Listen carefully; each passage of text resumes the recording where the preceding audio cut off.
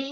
అన్నీ ట్రై చేసాము. ఎన్నో ఇయర్స్ నుంచి వెయిట్ చేస్తున్నాము. అయినా రిజల్ట్ రావటం లేదు. డాక్టర్ దగ్గరికి వెళ్ళి చెక్ చేపించుకొని టెస్టులు చేపించుకోవాలంటే మాలో ఏదో తెలియని భయము, దాంతో పాటు స్ట్రెస్ అనేది ఉండిపోతుంది. ఇలా అని చెప్పి చాలామంది బాధపడుతున్నారు కదా! అయితే ఈ వీడియో అయితే మీకోసమేనండి.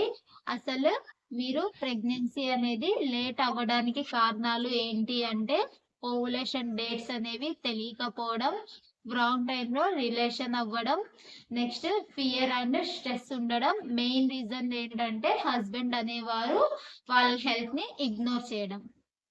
అసలు దీనికి సొల్యూషన్ ఏంటి?